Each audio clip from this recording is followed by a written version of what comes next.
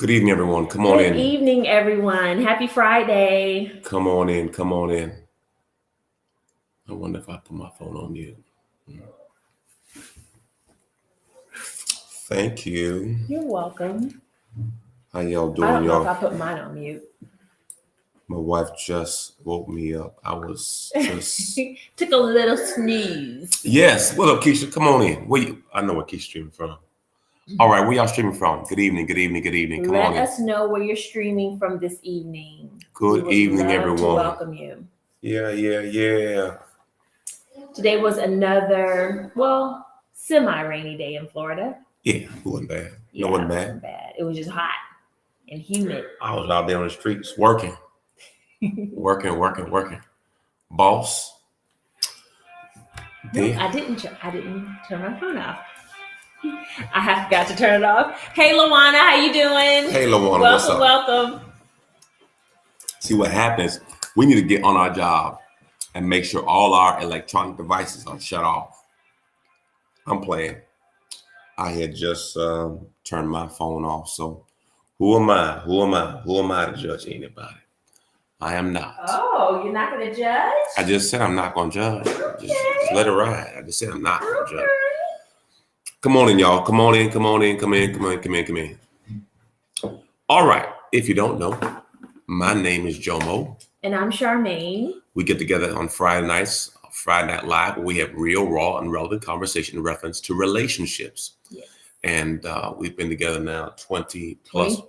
Well, we've been married for 23 years. 23 years, been dating and all kind of stuff for many years. To God be the glory. Right. And we just come together to have conversation to help us get better relationships in life and those kind of things. So usually on Friday nights, we have something called Cousins Chronicles. Yes. Where we talk about real life things that are happening in our house, in our life, in our relationship that may be beneficial or helpful to you. Right.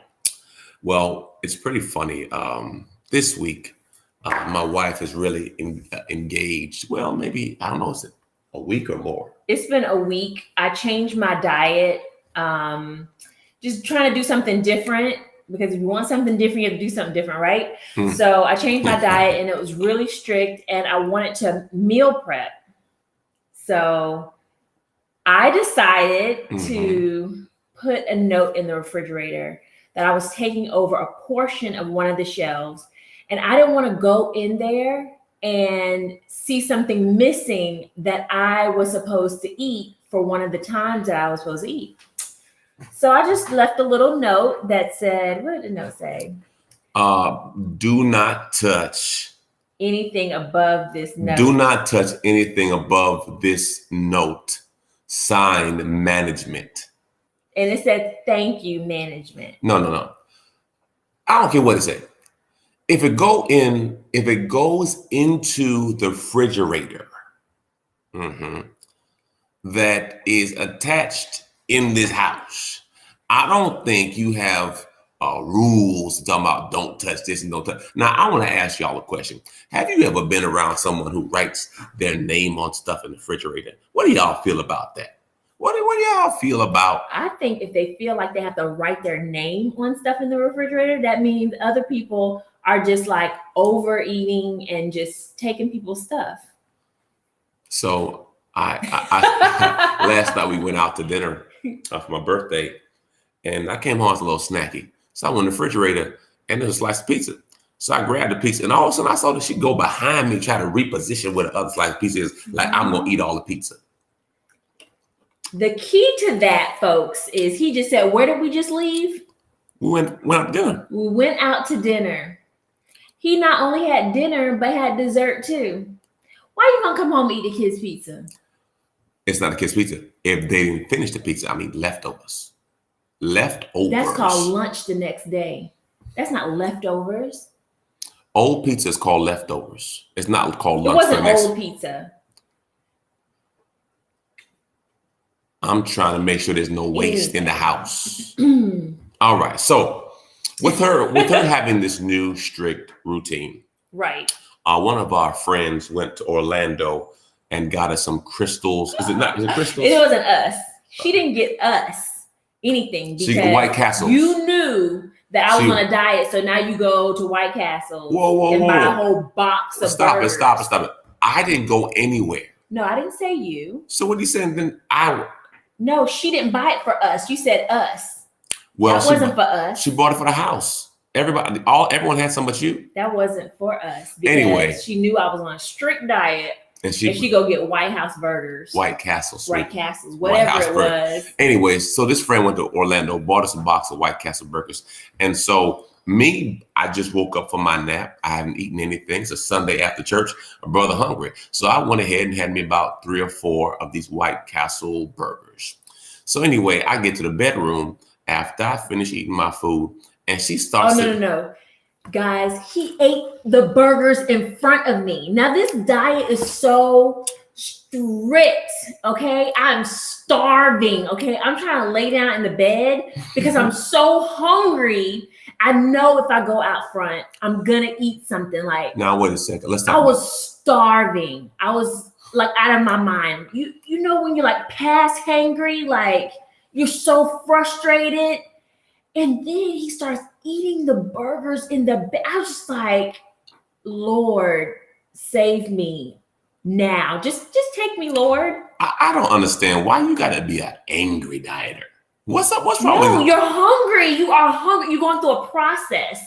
It takes a while for your body to adjust to not eating the way you're used to eating. I'm trying to help you. I'm going through sugar withdrawal, caffeine withdrawal, calorie withdrawal, and then you bring a burger in the bedroom. Y'all, by the end of the night, he came over to give me a hug and a kiss or whatever. And all I could smell on his breath was the pickles and lettuce and beef and cheese. I grabbed his face and I just started kissing him, hoping that I could just get a taste of the burger in his mouth. I was like, your lips just smell so good. She started. I was dying. This child started sucking my tongue. She sucked my tongue. Oh my God. And I'm like, his mouth never tastes so good. For a second, that's like, okay, well, this ain't bad. Go ahead. You go ahead. I don't got no problem with it. Listen, go ahead, do it. And I said, why are you engulfing my tongue? She's like, I taste the burger. Breath smells I said, this is just amazing. Well, this is real life stuff. Anyway. This is real life stuff. I see, you know what? Maybe I need to eat burgers more often. You know what I'm saying? If this is the response I get to burgers. Yeah. Now, I'm not really a burger eater. It's just this White Castles thing came in the house and is that an up north thing? Yes, it's like Chicago-ish. It's like Chicago-ish. I didn't grow up. Look, they are going crazy on you sucking my tongue. Look at that. Lord Jesus. These are wild people right here. If you have ever been starving before, you know. After about the 5th or 6th day of just not eating the way you're used to, you just start going crazy. Cray, Indianapolis. Yeah, that's right. So she just, my tongue was kind of hurting. Really? I thought you liked it. It's cute initially, but I'm like, you actually trying to get nutrients out of my tongue. You guys, we have a great topic tonight. Were you finished with? No. Oh, so what did I do? After you didn't do nothing bad. So after she sucked my tongue off, I said to myself, you know what? This chick is really hangry right now. I said, hangry. Hungry has transformed her into angry, right? So I said, babe, I see you struggling, okay?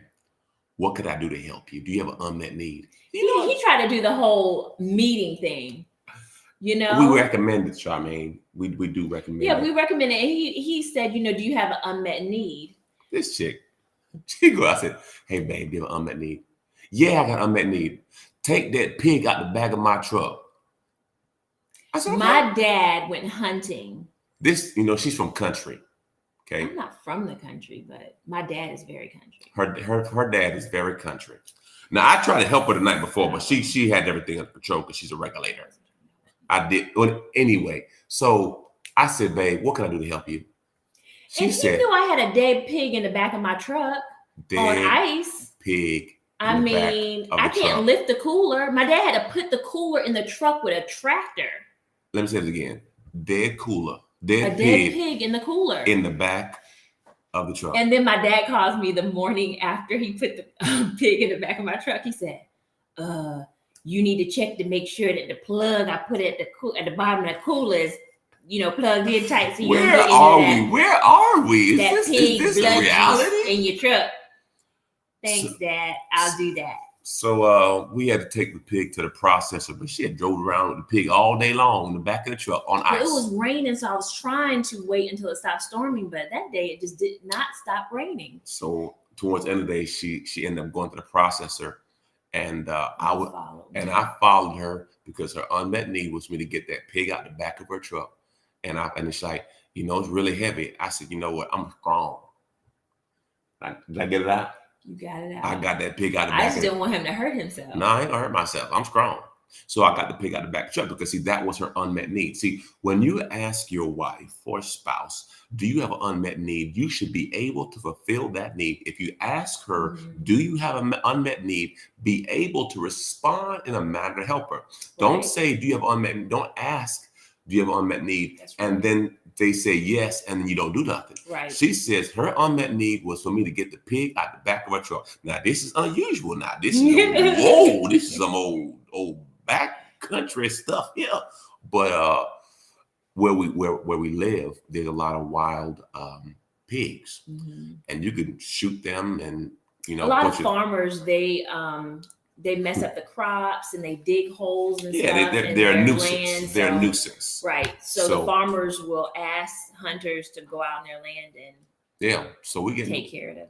We should have some smoked sausage and all kind of stuff coming. Anyway, all right. Tonight's topic. This is a good one. Your girl Charmaine got this topic, and I'm looking at it, and these are signs that he has moved on. Right. Now 7 signs that he has moved on. Now I put 5, babe, and you got 7. That's my bad in the title, okay. But that's all right. Well, you know what? We have 2 bonuses. Yeah, it is. We 2 bonuses. So, by the way, I want to let you know you look really good. Thank you, babe. I don't know you glowing. That must be that birthday glow. You must have got some anointment. From your birthday yesterday? Yeah, you must have got some special anointment oil. She had me go to a spa all day. I got a facial, I got a massage, I got a pedicure, I haven't had a manicure in years. Yeah. Or pedicure too. In years. I become my own manicurist and pedicurist, but it did feel good yesterday, do nothing. That's awesome. So I do appreciate that. I told her it's very hard to get Jomo to relax because even when we woke up that morning on his birthday to take him to breakfast, he wanted to go do stuff work related. And I was like, no, we're not doing that. So I made sure that he relaxed on his birthday by not letting him have a car. I drove him to breakfast, dropped him off at the spa, picked him up from the spa. We're not playing these games. I brought my laptop. I got a little bit of work done, but didn't get much done. No, I know you didn't. Yeah, I could. I had them boys back to back. Yeah, she kind of hemmed me up there. And yeah. I received. That's listen, good. It was a blessing. All right. So tonight is 5 signs plus 2 bonuses of when he has moved on now. He is still with you mentally. Yeah. I mean, he's still with you physically, but not mentally. Correct. He may still be in the house. So this could be a husband or this could be a boyfriend. He's still there physically, but mentally he has moved on. These are signs that he has checked out. He's logged off the computer. Right. So number one, he stops investing time in the relationship. He stops investing time in the relationship. Let me give you an example. Okay. I've been running around all day long. I got up 5 something and I had a speaking engagement this morning. And by God's grace, God showed up as he always does. And it was a wonderful time. Then from there, I was just doing business meetings all day long. So my wife had called me and said, babe, do you know where the drill is? I said, you know what? I think I took it to church and I left it there. And so she's like, can you bring it home with you? I said, cool. Well, guess what? I get about 85% of the way home. And she calls me. Actually, I looked at my phone and I realized I missed her call, but she had texted me, please bring home the drill. So I called. I said, babe, you know what? I forgot the drill. She said, don't worry about it. Come on home. I got to the gate and I turned my butt back around because she's a priority. And I know she said, just come on in. But I know I had, what her needs are important to me. So even though it's going to be a half an hour to 45 minutes for me to do this, it's important to me. So what I want to do is I'm willing to take time to make sure she get what she needs because it's an investment. She is valued by me. So my time to fulfill something is important. So I don't want, if there's something I can do, I'm doing it. And I'm willing to invest in her because, see, the challenge in many relationships is we want to know what we can get out of it, but not what we put in it. Right. Value in a relationship is based on what you put in and not what you take out. And there's so many relationships who are bankrupt because all we do is take from it, but you don't pour in. Right. So we have to understand, if you want a beautiful relationship, put beauty in. Right. If you want great, put great in. Right. If you want joy, put joy in. Whatever you want in that relationship, you got to put it in. Whatever you spend time, whatever you spend the most time on is what you value the most. Absolutely. So it's biblical. Right. And if you're not making time for your relationship, and a lot of times you have to do it on purpose.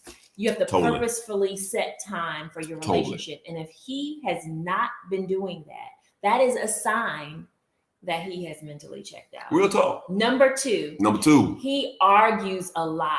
He just comes up with arguments about little things, about little nitpicky things. And a lot of times this is a tactic to, either get out of the house or just stop communicating altogether. Do you know that person that starts an argument and then they shut down and stop talking?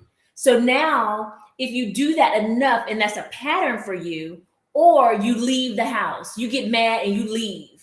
You're trying to find an escape hatch. Right. To detach. All times. To disconnect. That's why I want to talk to you. That's why I'm talking to you. I'm just going to leave. Well, you wanted to leave to begin with. Right. So we start arguments so that it can give us an exit, a logical exit out. Right. I made up my mind.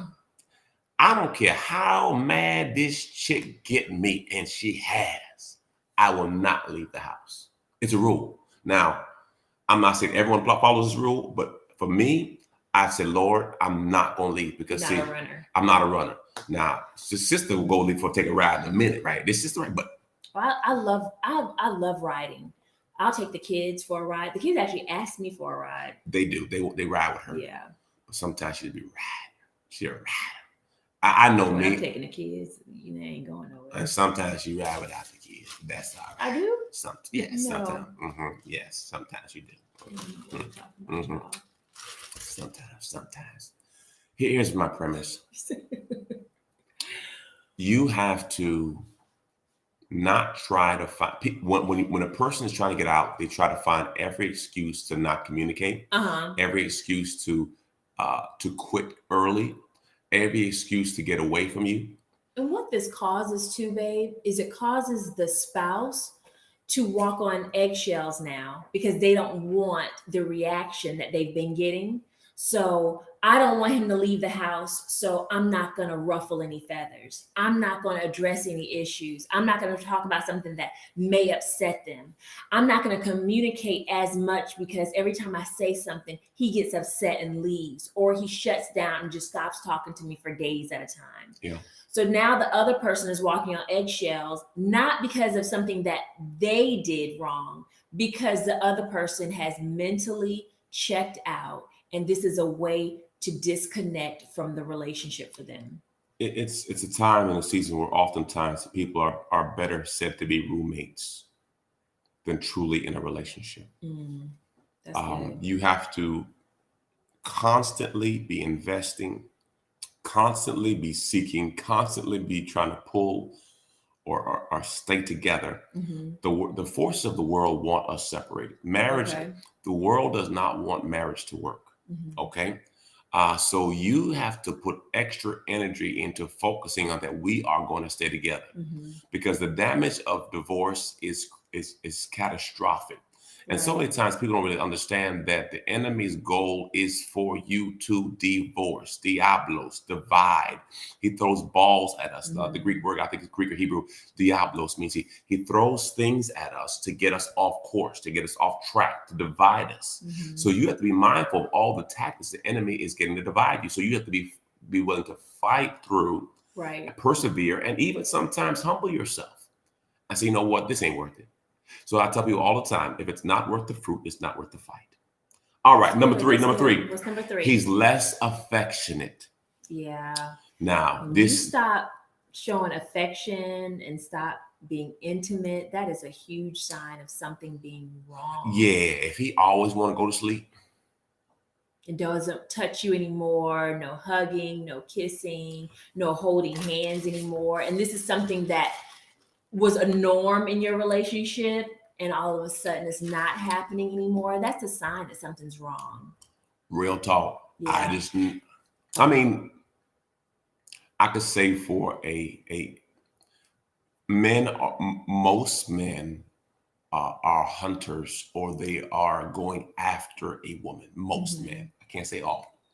And then some women go after men. Neither here nor there. But my point to you is, if you see a distinct change from what he used to do, be careful. I know there's been times in our relationship where I am less aggressive. I'm always aggressive, but sometimes I'm less aggressive. And usually when I'm less aggressive, something's wrong. Yeah. You know, or I'm thinking too much, or I'm trying to figure something out, or I something is not what I think it is. And so now I'm trying to figure out how to reapproach. Because sometimes when you approach too much, sometimes if you get rejected too much, you stop trying. Do it. Yeah. And I've heard of people who say, you know what, I stopped trying because I always hear no, or she doesn't appreciate that, or she doesn't want that. So you have to be mindful, my wonderful women, that if your man is trying to engage and be not necessarily aggressive, but affectionate, and you keep shutting them down, let me tell you something. Every unmet need will be met. It's either going to be met with you or going to be met somewhere else, but every unmet need will be met. Now, I'm not saying it's right. I'm saying if a man is coming to you and he wants you and you keep shutting it down, he may not continue to be aggressive. Now, and I know me personally, I felt that before at times where you're approaching and you want certain things, and maybe sex or just a hug or whatever. Nobody likes rejection. Period. It doesn't feel good. Correct. Especially from the one that you love. Yeah. And I don't think that each individual sign that we're saying tonight, if you're only seeing one sign, I'm not saying he's checked out. Correct. But I'm saying if you see a couple of these signs together, something is wrong. You need to address it in your relationship. You need to get the check engine light checked. Right. You need to ask you need to start asking some questions before this car engine break up. Right. What's going on with you? Right. Are you all right? Right. You seem a little distant. What, is there something I could do? How do you feel? Where are we at?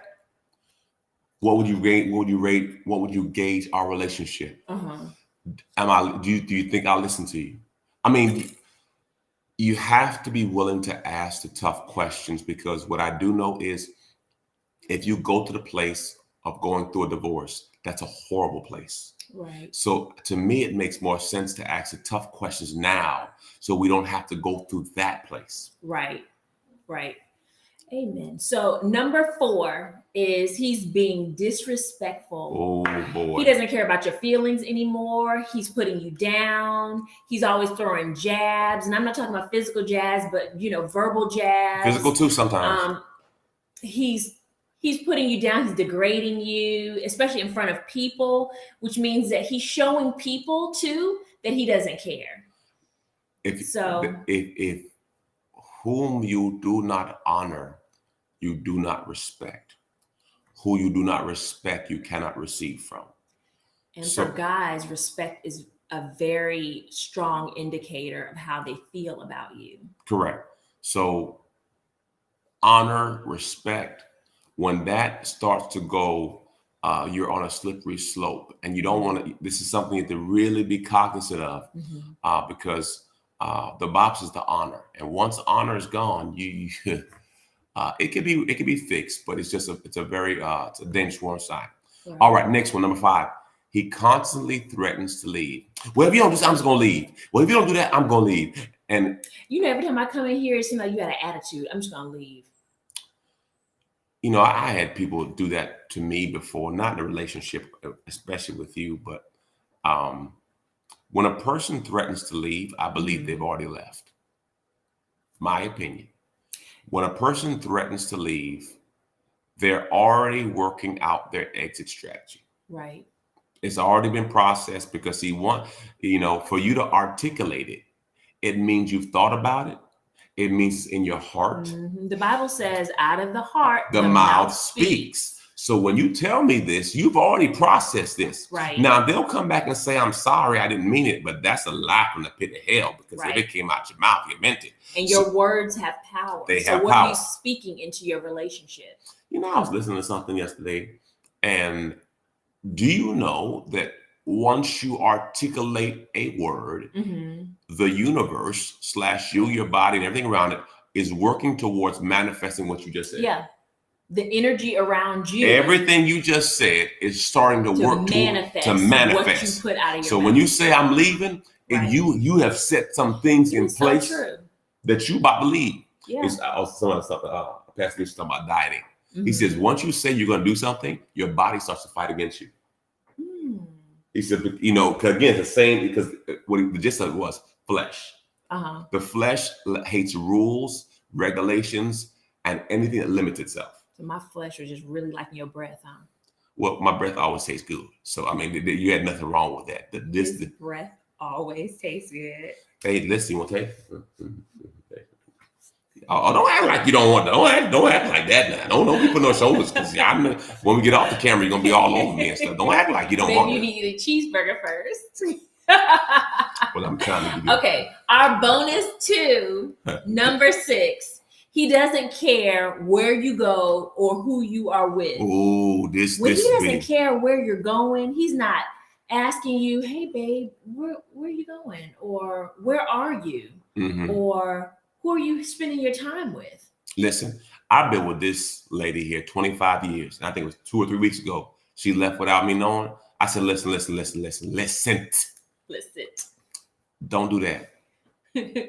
Now, I wasn't rude with it. No, he wasn't. I said, listen, I don't like to get up out of a nap and not know, and you're not in the house. Right. He didn't say it like that either.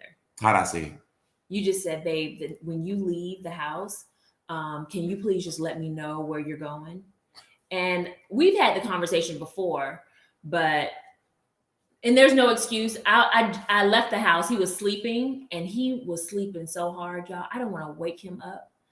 And I was on the phone. So it was like double whammy, because I couldn't stop the person from talking because they were going through something really bad. And so I just left, and then I came back. I actually honestly didn't think he even knew that I had left, because I felt like when he came back, he was still asleep, but he wasn't, obviously. But anyway, so you asked me, really, you just said, hey, babe, could you let me know when you're leaving the house from now on? Don't let those things slide. If it bothers you, right, talk about it in the moment. Right. Well, some people, they can't talk about it based on the level of your relationship and based your on maturity. And your maturity. She knows I love her. I'll do anything for her. Right. So when I am addressing an issue, she knows I'm not doing it. The Bible says, speak the truth in love. Amen. And I rather address things than to see it again. Because see, if you don't address something, you can't get mad when you see it again, because you didn't say anything. Right. And so many people in relationships see things that bother them, but they don't address it. So if you don't address it, you condone it. Right. So you have to make a decision, because for me, I want us to have the best relationship and getting better. So if I see something, for the most part, some stuff ain't that big a deal. But that I wanted to just talk about it because again, it's not a big deal. My point is, you have to be able to discuss things that need to be worked on. She'll tell me if something not right, or the way she looks or something like that. Not the way she looks, the way something may look to her that does not look right. We talk about it. Right. And you should have a relationship to where you can discuss things and it not get personal. Right. I'm not attacking you. I'm not attacking your character. Let's just talk about this or whatever it is. Whatever it is. Yeah. We're not talking about us as a personal being. Let's just talk about whatever the situation is. You know, babe, when you do this, it makes me feel like that. And when I feel like that, I act like this. Right. See what I'm saying? And it's not a negative. And if you don't have a solution, you can actually ask the person, how can I help, alleviate this problem? Do you have any suggestions? Correct. Because sometimes the person that came with the offense, them giving a suggestion and then you saying, okay, I understand what you're saying. I hear you. And I know you want me to do it this way, but how about let me meet you in the middle and let's do it this way? Correct. When you're solving problems like that, you're going to win every time because you have buy-in on both ends. Correct. How can I help us get this right? Right. Versus what you're going to do different. You. How can I help you feel more comfortable so that we could not be in this place anymore? And the person feels less attacked. Correct, because the attack doesn't work well. Right. Lastly, number seven, he doesn't care when you catch him in lies. Okay. Oh, whatever. He's not even trying. Yeah. Babe, I thought you said you were going there. Yeah, whatever. I decided not to. And what? So now I don't even care about truth. Right. Now you have to understand, truth is a bedrock of a great relationship. Absolutely. Truth is what the Bible calls Jesus. He is the way, he is the truth, and he is the life. Mm-hmm. So when we start lying, it's on a slippery slope. Right. Relationship is built on trust. And if I can't trust what you say, we are in trouble. Right. And if he doesn't care whether you catch him in lies, because usually when you lie about something, you're kind of embarrassed. You kind of feel shame. It's almost like when you're sinning and you feel conviction. Mm-hmm. You feel like the Holy Spirit's convicting you from what you've done wrong. Right. Once you lose the conviction that you're wrong, you have the Bible. God will turn you over to a reprobate mind where nothing bothers you anymore. Nah, that's not what you know. Your opinion of me matters. And I want to make sure, to the best of my ability, I deal in truth. That's good. Family, I think it's a good talk tonight, Charmaine. It was. Thank you all so much for joining us. Your makeup looks just on fleek, man. Golly, you look good. I might buy you something. Really? Mm-hmm. Well, if you are joining us on our YouTube channel, please give this video a thumbs up. And if you haven't subscribed yet, we welcome you. We invite you to our community to subscribe. Yes. If you are on Facebook, please share this video. I'm sure somebody else that's following you can benefit from this information. Mm-hmm. Remember, love, laugh, and learn. Hey, babe, didn't you say you're going to post some stuff this weekend for them? Yes, I'm actually going to post our vacation videos. Yes. And I will actually, I'll post the vacation videos on YouTube, and I'll give notifications on Facebook to let you guys know that it's up. It's going to be really good stuff, man. Yeah. Courtney says you're glowing. Thank you. You are. I don't know what you did, but you always look good to me. So, but you look extra good. What it is, you lost the weight. That's what it was. For 1 week? Yeah, 1 week. I see it in your face. You guys, I tried so hard, and I don't know. I think I had too much of an expectation of what I wanted to lose because I suffered so much. I thought, so funny. When you suffer, you think, oh man, I should be able to just lose this amount of pounds. And I didn't. So I was kind of disappointed in myself.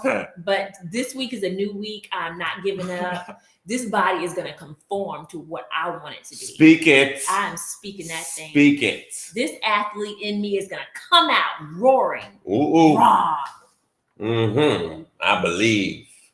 Let me lay hands on you in the name of my. I receive it, brother. All right, man. I'm gonna holler You at guys y'all. keep me in prayer. Pray for my tongue. Pray for my tongue. Kentea said, it's okay. You got a friend. Hey, Kentea, how you doing? I gotta run. I got a marriage version. I know. All right, love y'all. Bye-bye, everybody. Bye, Peace. everyone. Follow us, like us, and share this. All right. God bless. Make sure you put a thumbs up and all other stuff too. Amen. To God be the glory.